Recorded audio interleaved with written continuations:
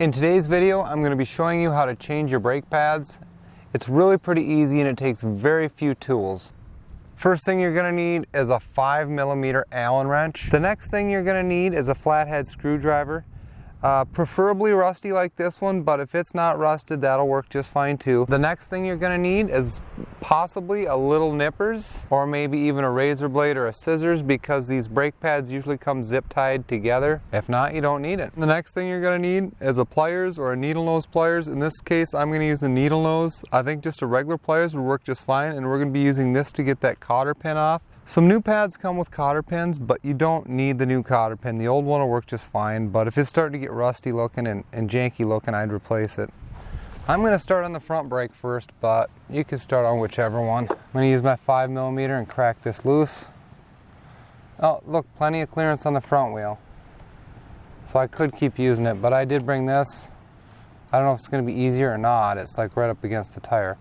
I'm just going to get the other one going too. I do have Loctite on these, or what's left of the Loctite. Now for me, I have a 10mm fine thread metric screw here because I have these dual brackets, whereas a person, it would be better off if a person could just get one, but this is the way I had to do it. And this was what I was talking about in one of my previous videos, how the struts or the shocks are set up for a 160mm rotor, and then they stepped it up for a 180, and then now I stepped it up again for a 203. So we'll take this off.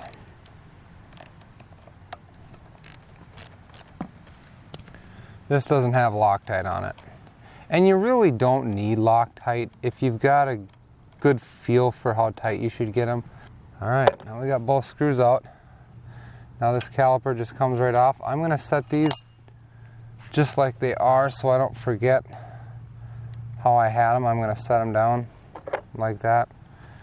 And now I am going to pull this off. I'll try and do this so you can see what I'm doing. Just squeezing it together. I'm just going to get it out of there. Oh, it's a little tight. Okay, I don't want to lose this because I'm going to reuse it. So I'm just going to push the old pads out. Voila, here are the pads. And they're not that bad, they're pretty much brand new, but I just wanted to try out the new pads that I got from AliExpress, and I'm gonna go get them now. Okay, these are the new pads that I got from AliExpress. What do they say on them? They say Drift Maniac, so that's got me a little bit worried that they might be cheap. They're supposed to be ceramic pads, but I guess we shall see. Alright, so this is where I need my little nipper to get this zip tie off. Little nipper was the easiest. Trying to use a razor blade, you can get hurt. Drift Maniac, yeah. I'm a drift maniac. So now it doesn't matter which way you put them in. There's no upside down to these. And I'm not going to open the piston yet. I figure I could maybe do that when I jam these. After I put these in there, I'll be very careful not to mess up my pad. Now I'm going to put this cotter pin back in the way I want it. It doesn't matter if it goes this way or that way. I just want it to go in this way myself. That's where a new cotter pin works better. It's easier to put in, but I can make this one go in. Okay, so I got the cotter pin in like that, and now all I need to do is just, it doesn't need to be bent all the way over. It just needs to be bent a little bit, just so that it can't come out, and that's good enough. Now I'm going to take my rusted screwdriver. Like I said, it doesn't have to be rusted, but sometimes that helps. And I'm just going to stick it in between the pads and carefully turn the screwdriver just a little bit. And I already felt the piston back out. It moves out really easily, so don't go wrenching on it. Okay, now I'm going to put it back together. It's just that easy, guys. And for me, I remembered how I had these stacked up just like this. And I had put everything back together the way you took it apart. Basic principle. Take pictures if you have to, but this is really pretty easy. I'm going to get the threads. Always get the threads started by hand so you don't strip them. And I always get both started. Never tighten up one unless you got them all started. Now I'm just going to tighten them up. Almost tight. Okay. You want it to still be loose. You don't want it to be binding at all. Okay. Don't want them snug. You want them loose. You want to be able to slop them around. Like this. Like that. That's too tight. That's too tight. I want it loose so it can just, so I can slop it around like that on both of them. This one's maybe a little tight. I want to make sure it won't bind up at all. Okay, that's really good and loose. Now I'm going to go up and I'm going to grab the front brake.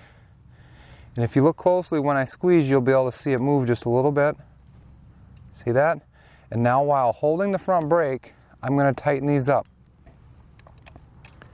And I'm not going to crank the first one down. The top one here, you can start with the top or the bottom. I'm going to start with the top one. And when I start to feel it just slightly get snug, I'm going to stop and then I'm going to go to the bottom one. Keep the brake on. And now I'm going to snug the bottom one. And once you get the bottom one snug, then you can kind of start tightening. I'm going to go back to the top one and do a little tighten action. Okay? Now I'm going to go back to the bottom and do a little tighten action. Okay, I think we're there. Now I can actually put whatever kind of torque I want, the final torque. Which, you know, I'm not sure exactly the inch-pounds you're supposed to use, but if you're using a 1/4-inch wrench or one of these, I'd say tighten it, the 5mm on there. Tighten it with 2 fingers, and I could strip it with 2 fingers still. Just get it snug. And that's it. I'm going to let off, and we're done. Now when you do the back brake, you're going to do it exactly the way you did the front brake. Absolutely no difference. If your rotor is a little bit bent like it was made in China, now these rotors I got, they're made in Japan, so they're as straight as a string. Even so, there's going to be a little bit of rubbing for the first few miles just because the pad that's on the non-piston side of the caliper is right up against that rotor. See, a caliper squeezes like this when you put on the brakes and it lets up just a little bit when you let off the brake. But only one side is going to let off. That's the piston side. So the side that's not on the piston isn't going to back off. So there's going to be a little bit of rubbing till that non-piston side wears just a little bit. Alright guys, that's it. Changing your brake pads. You can do it. Every single one of you can do it. It's really pretty easy. Thanks for watching this video, and I hope the wind noise wasn't too much. Peace!